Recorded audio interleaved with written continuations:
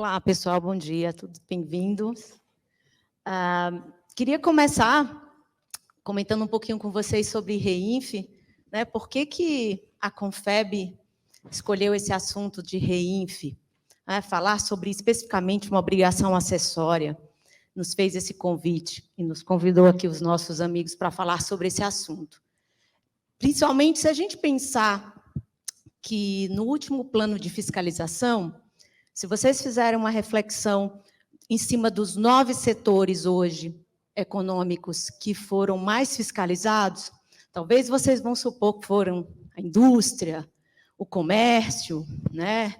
Talvez a área de comunicação, mas o serviço hoje, na verdade, ele representa 21%, ou seja, ele está na segunda posição de fiscalização.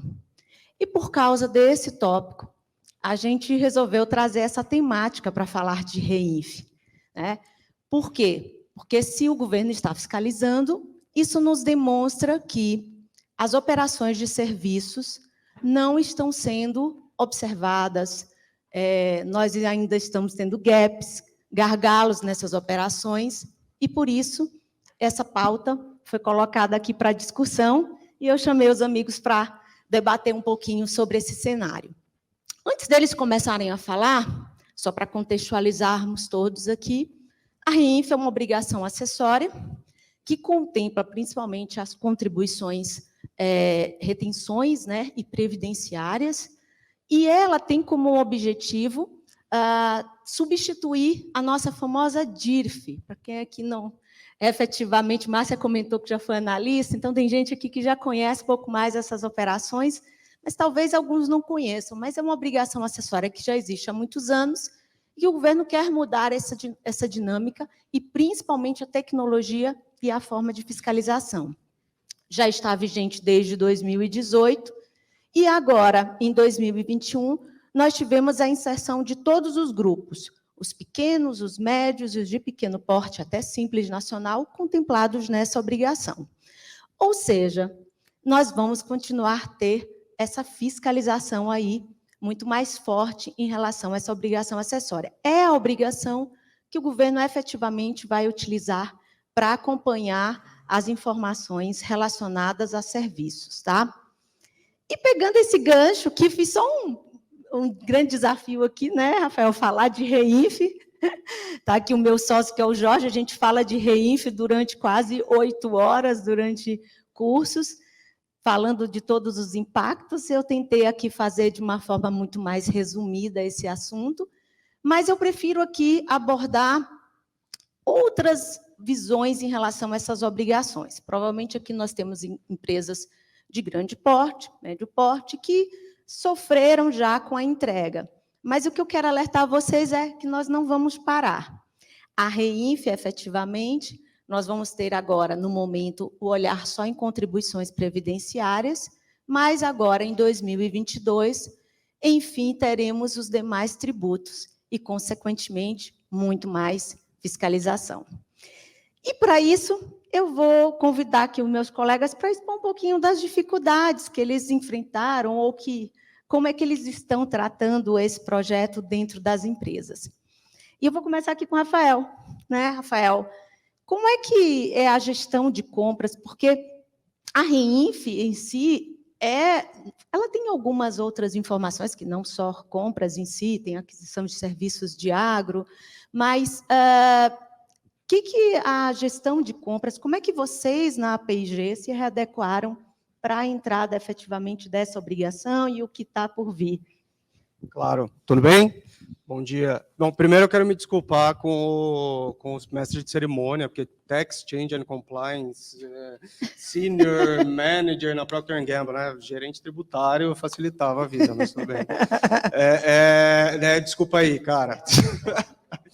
Não, então, a P&G, você imagina que a P&G ela tem sites, estabelecimentos espalhados pelo Brasil inteiro, um deles, inclusive, não sei se a Márcia está ainda, vizinho da Márcia, lá na Zona Franca. Tudo bem, Márcia? Depois a gente conversa. Então, para fazer funcionar toda a estrutura da P&G, apesar de nós sermos uma indústria de bens em consumo, né, higiene pessoal, medicamentos e tal, a gente precisa contratar diversos prestadores de serviço, né, de diferentes naturezas. E o que é mais importante para que a gente consiga fazer com que a P&G continue compliant com a legislação é, primeiro, estruturar um processo onde cada usuário, cada participante, né, conheça o seu papel, né, e aí desde o contratante, o requisitor da ordem de compras, até a organização de compliance, que é da P&G fica na Costa Rica, que é responsável por submeter a obrigação acessória, no caso o REINF, e, consequentemente, o pagamento do tributo retido, né?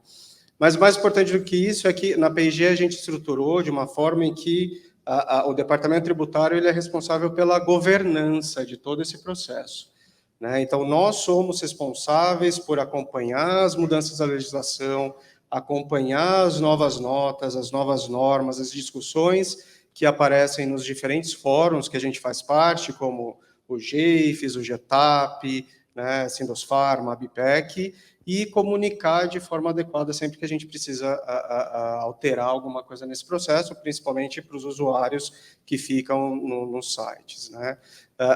Outra coisa que é muito importante nesse processo, e mais específico na implementação do REINF, para serviços, o que nós vimos é que a maior oportunidade, o que escancaria para o fisco se nós não cumpríssemos e não adequássemos nossos processos, é garantir que o prestador de serviço, no momento em que ele emite a nota fiscal, ele nos envia esse documento através da ferramenta que a P&G disponibiliza, porque você sabe que se eu não informar essa nota fiscal emitida no mesmo mês de competência no REINF, depois eu preciso reabrir o período, né, retificar o REINF, recolher o tributo, no caso do INSS, com juros e multa, e isso também abre automaticamente uma pendência no conta corrente, isso me impede a renovar uma CND, se eu tiver no processo de renovação de CND, né? Então, o que nós fizemos foi, na implementação do REINF, reforçar o processo,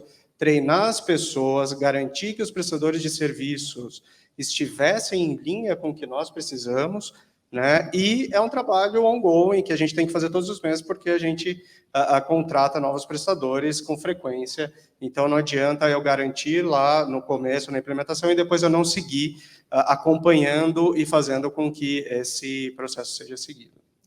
São grandes desafios, e você falou muito bem, né? É um processo contínuo, né, Rafael? Não tem receita, até porque vem novos fornecedores, novas verificações que precisam ser feitas, né? Leandro, me fala aí como é que... Leandro, a gente sempre faz a piada, né, na Petrópolis, ele não trouxe nenhuma cervejinha para a nossa roda, né? Mas, Leandro, conta um pouquinho aí como é que foi a gestão de compras para a readequação para esse projeto da REINF. Bom dia a todos.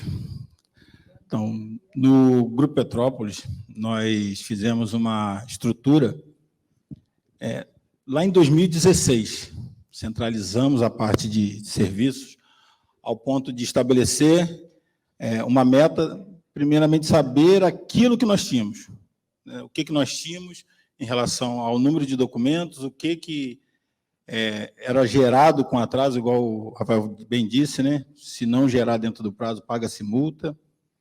Então, a gente estabeleceu números, identificou os gaps, e aí trouxe esse dever para dentro de casa e estabeleceu data de corte, planejamento com os fornecedores, treinamentos, e aí começamos a estruturar uma área especialista em serviços, né? Então, hoje, responsável por toda a cadeia de serviço dentro dessa estruturação, montamos uma célula onde nós tiramos a dúvida dos colaboradores internos antes da contratação.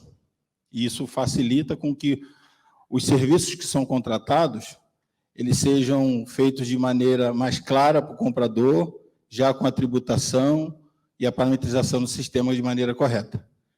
Ainda existem alguns gaps de relação a cadastro, porque você tem que parametrizar um ponto ou outro, mas veio de uma forma assim, bem eficaz, porque nós tínhamos um número de mais de 50% de nota fora do prazo. E esse número hoje, de realidade, é abaixo de 7. gera em torno de 6, 5, com esse dever de casa. E é um trabalho constante. Então, a gente focou em treinamento, especializar a equipe, focar nos trabalhos aonde a gente teria problema com contratação de mão de obra, orientação, às vezes até mesmo para os fornecedores. Às vezes nós ajudamos a fornecedores a se adequar no nosso processo. Então, a gente vem trabalhando nisso desde 2016, com a formalização de uma equipe específica de serviços. Hoje, com 13 pessoas voltadas especificamente para mais de 200 municípios. Eu vou confessar aqui, nós fizemos um bate-papo antes desse encontro, e no dia que nós fizemos o bate-papo, o Leandro estava muito chateado, até porque tinha acontecido, e acho que acontece com muitos de vocês, um fornecedor com dificuldades em emitindo a nota fiscal erroneamente, e aí o Leandro, com a equipe dele, estava instruindo, ou seja, a gente tem um grande papel, né, pessoal, de ser aí, na verdade, um educador dos próprios nossos fornecedores. Porque quando eu tomo o serviço, eu tenho que ter um cuidado. Não tem essa de dizer que eu vou tomar o serviço e as informações que estão sendo prestadas na nota eu vou acatar. Pelo contrário, o tomador, ele é solidário e ele tem que acompanhar todas as informações que são prestadas naquele documento fiscal. Ele é responsável, ele é o agente arrecadador naquela situação. E nessa oportunidade, Leandro falou, olha, isso aqui é um processo educativo contínuo. Né? Ô César, me conta aí do teu lado de implantador, né, de solução. O que vocês enfrentaram aí? Fala, eu sei que o pessoal aqui vai falar, não, é o cara do sistema, né, mas fala aí do teu olhar, o que vocês enfrentaram nesse processo de implantação de REINF? Bom dia a todos. Primeiro, agradeço aos dois que já deram alguns spoilers, né? Quanto ao processo, quanto à centralização das informações. Mas eu vou me apropriar um pouquinho da palavra, Gis, para falar um pouquinho lá atrás da FD REINF. Nós tínhamos lá o S209, né, que era a retenção do INSS. Trabalhava numa empresa e que o próprio brasileiro mandava o contrato diferente do objeto da nota fiscal. Né? Para quê? Para não ter a retenção dos 11%. Se você pega um tipo de serviço que são milhões, a retenção será na casa dos milhões. Então, objetivamente, o que nós pegamos aí na questão de implantação? Muito erro de processo, abertura de período, fechamento de período. Tem até casos em que as notas fiscais não eram centralizadas, e ainda tinha aquela estrutura de nota engavetada, né? E aparecia a nota e, de repente, tinha que abrir o período. Mas não é somente um depara de campo, gente. Campo pede X e você manda X. Não, tem todo um processo por trás. As empresas, elas sempre estão com o intuito de entregar a obrigação. Tá?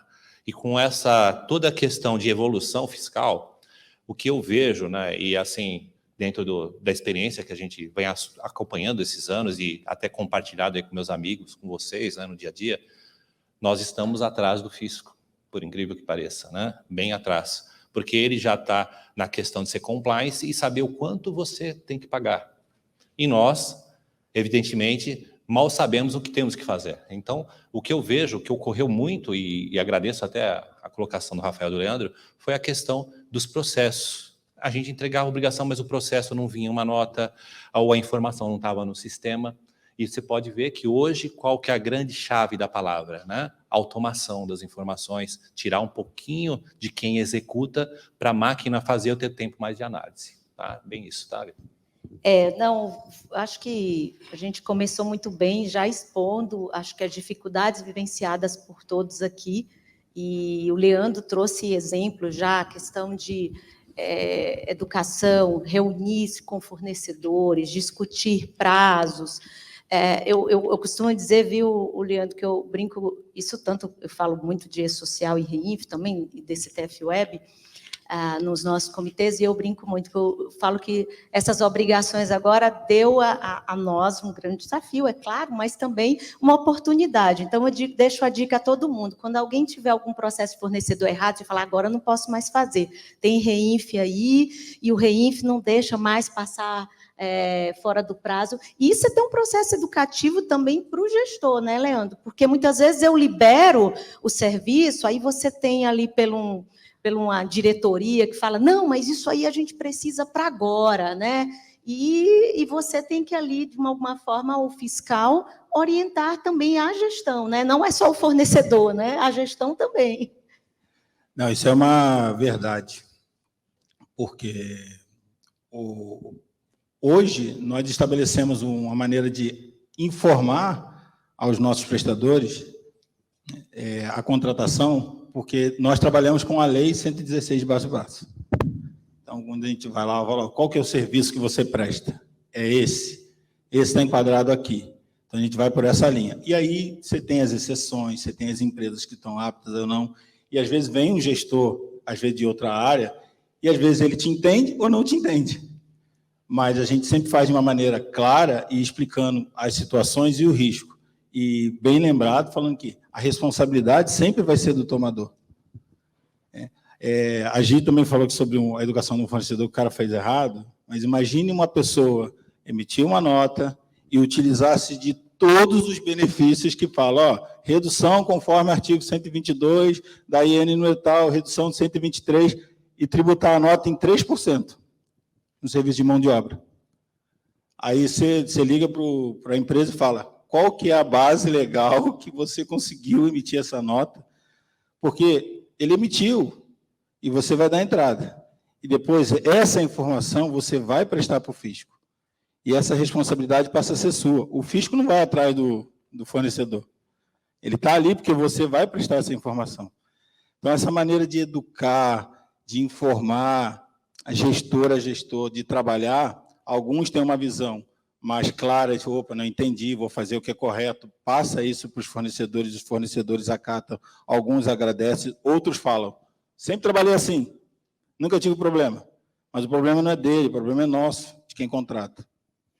Então, e outros prestadores falam, mas eu preciso para agora, e aí você vai para uma tomada de decisão às vezes.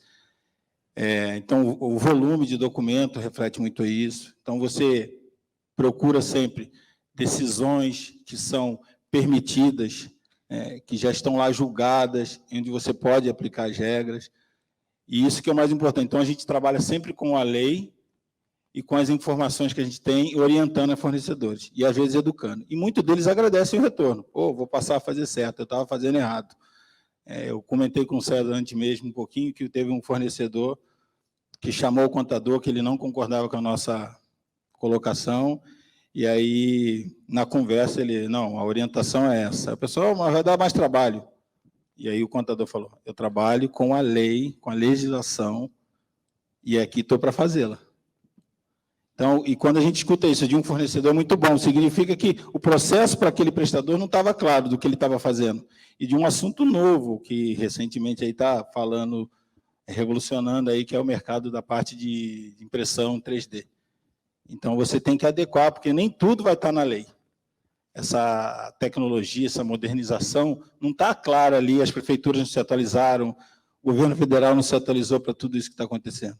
Você não vai encontrar nenhum serviço lá de impressão 3D. Você não vai encontrar nada específico. Mas você tem que fazer analogia àquilo que é mais próximo. Então, quando o contador da empresa chegou lá e falou, não, eu estou aqui para seguir a lei, e a regra que eu entendo é essa, que bateu com a informação que nós havíamos passado, chegamos num consenso, e aí estamos dando andamento para mais um passo. Até, Leandro, até deixo aqui a orientação, porque nos comitês que eu participo, e a gente sempre reforça sobre alguns serviços, e o Leandro comentou muito essa questão do 3D, os serviços também que estão na 971, lá no artigo 145, que são serviços específicos que dão direito a diferencial de alíquota de aposentadoria especial. Tem muita gente que não está observando essas informações, e agora, agora não, porque isso não é tão recente, a crise que nós estamos no sistema nosso de aposentadoria e previdência, mas está cada vez mais evidenciado nos últimos anos que o número de aposentadorias especiais sendo solicitadas estão chamando, consequentemente, as fiscalizações, ou seja, os tomadores ali que não se atentaram para aquele tipo de serviço que está destacado na 971, que é um serviço que tem um diferencial de alíquota, que tem que ter um recolhimento diferenciado, precisa, sim, ser observado nessas situações. Então, É bem interessante o que o Leandro está colocando, tanto da gente ensinar, mas sempre buscar e retornar à legislação em relação aos conceitos e o que está sendo contemplado ou não. Eita, já tem ali uma plaquinha, Rafael, e a gente ainda tem coisa para falar, hein? Rafael, queria que você comentasse, a gente pensar aqui no projeto do REINF, e o César puxou um pouquinho lá, a gente tem uns aninhos, né, César, trabalhando juntos. Eu não puxei mais para trás, que entregar a idade, né? Exatamente, mas assim, lembrando um pouquinho, assim, esse projeto do REINF já havia sido discutido, em 2017 o governo fez a separação com as informações que estavam sendo contempladas no e-social, entrou em 2018 e, efetivamente, agora em 2021, que nós temos para todas as empresas. E durante 2018 para cá, né, Rafael, teve alteração de cronograma, prazos, como é que... E nós ainda temos agora o projeto do PIS/COFINS, CCLL retido na fonte e o IR, e como é que vocês, dentro da PRG, trabalham isso no cronograma de budget? Como é que isso, já que esse processo Então, é complicado, né? Você sabe que antes de assumir essa posição de compliance tributário, eu trabalhei muito com substituição tributária, né? A PIG, ela vende para todos os estados do Brasil, e eu imaginava que depois de passar por substituição tributária, assim, nada seria mais complicado, ia dar conta de qualquer coisa, né?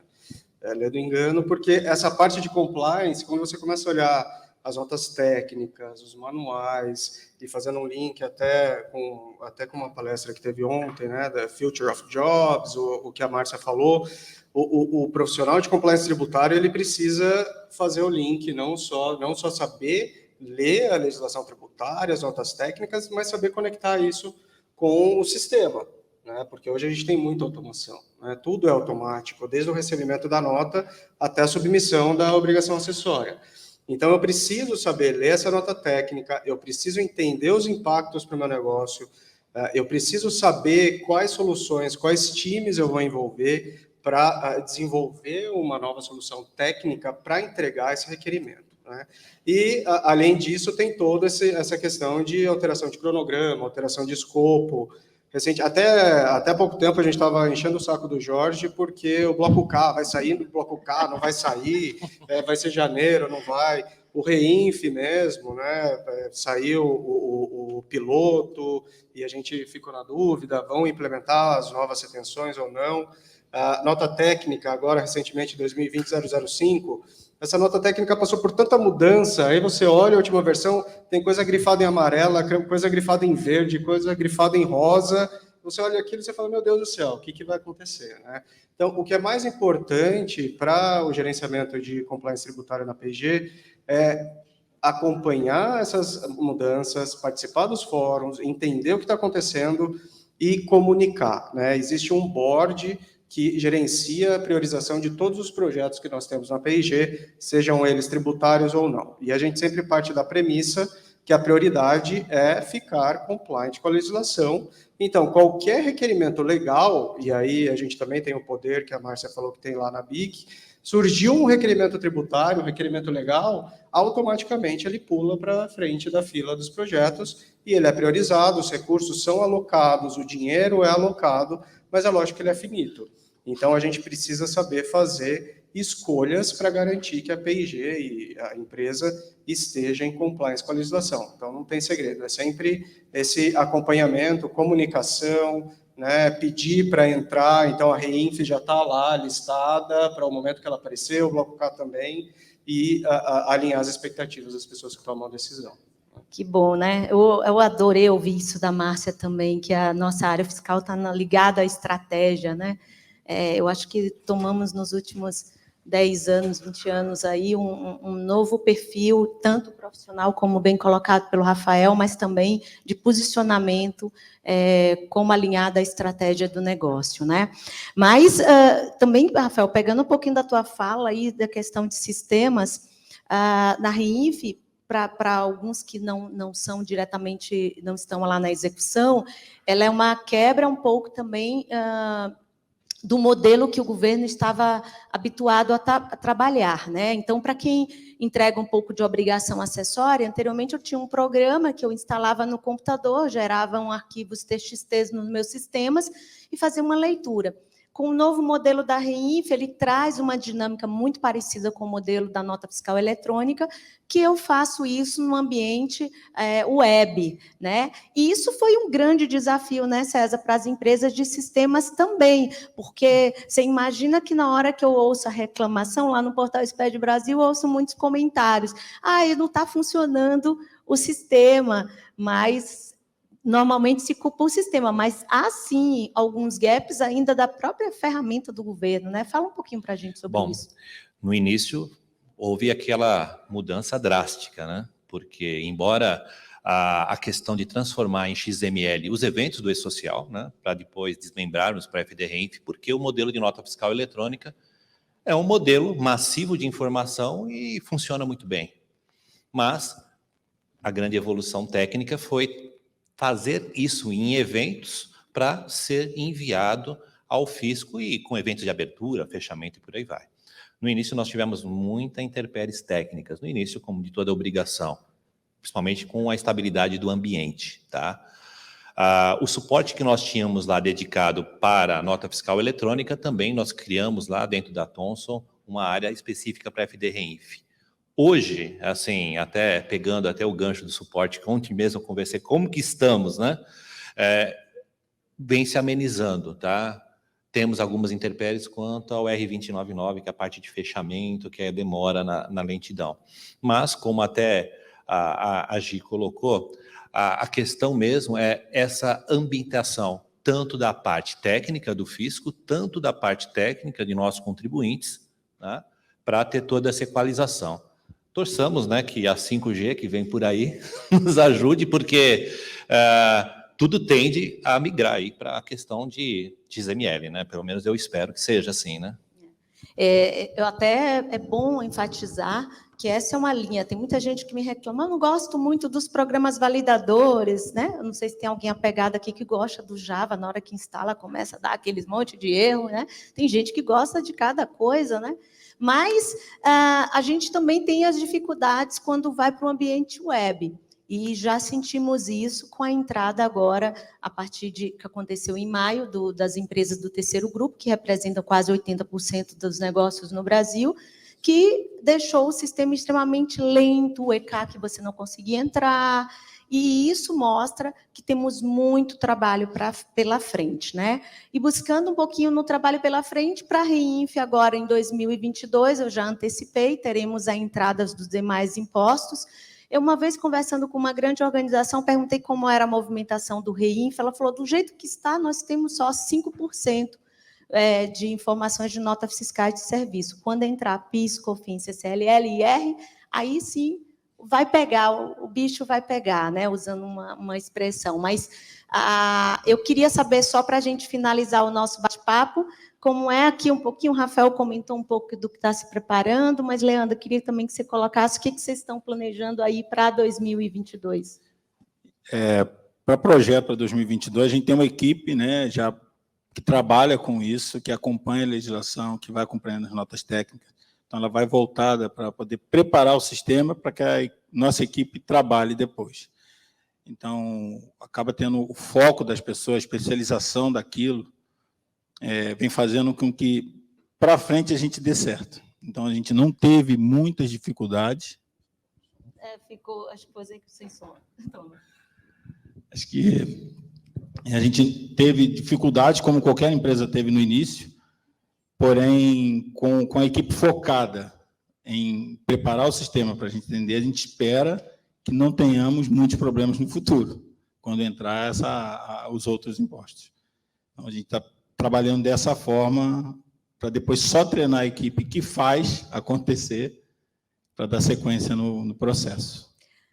Pois é, pessoal, vocês viram aí muitos desafios. Eu agradeço ao César, Rafael e Leandro aqui por colaborar com a gente, e a gente está aqui disponível a perguntas. Se vocês tiverem perguntas, eu agradeço. Estou com a pergunta aqui. Viu como é que o pessoal participando dá para a gente fazer as perguntas? Vamos lá. O Jorge Campos colocou a seguinte pergunta. Assim não vale, amigo. Não vale, meu sócio. Assim não vale. Aí, é melhor você fazer a pergunta. Todo mundo já sabe que é você, cara. Falando no cenário IR Fonte. Não, vai. Dá o microfone. Dá para mim. Pronto. Fala você. Fala que eu te tudo, Jorge. Vai. Bom dia a todos. Eu sei. No cenário que a gente vive e está discutindo, imposto de renda na fonte, PIS, COFINS, contribuição social sobre lucro líquido, INSS, ISS e SST, como é capacitar uma equipe para isso e, ao mesmo tempo, integrar? Criar uma área de recebimentos focada nisso e capacitar esse pessoal o pulo do gato? Boa, Jorge. Para quem? Pode responder. Opa! Sim, capacitar é uma das coisas chave para garantir que, com a implementação das novas retenções no REINF, por exemplo, nós consigamos submeter, receber as notas, informar e fazer os recolhimentos de forma correta, mas, mais do que isso, a gente precisa garantir que nós tenhamos as soluções para implementar, né? Porque hoje eu não consigo, né, se simplesmente amanhã passasse a valer a informação no REINF do Imposto de Renda Retida na Fonte, PCC e tal, eu não conseguiria entregar essa informação, né, e eu não conseguiria fazer de forma automática o recolhimento, e teria que trabalhar numa solução alternativa até que o desenvolvimento de uma ferramenta automática fosse implementada. Desculpa, só para complementar, que houve aí, faltou, né? Que às vezes você fica dependente da atualização do RB. Também. Até com uma versão standard, OBZ e etc. E esse é um bom ponto, porque nem sempre a solução standard, ou nem sempre o RP, por exemplo, na PG ou SAP, né, ele vem com a solução no tempo que a gente precisa. Então, a gente precisa recorrer a uma solução interna, né, uma solução in-house. Está na Costa Rica, né? Então, a atualização demora mais. Então tem essa dificuldade. A gente vai atrás do SAP, cobra, foi publicado, né? E aí, quando que vem a solução standard? Quando que a gente... E até isso exige um projeto, porque eu preciso implementar atualizações técnicas, né? Mas nem sempre isso acontece no timing que o governo pede e a gente recorre a um projeto interno e desenvolve uma solução totalmente customizada para o nosso negócio.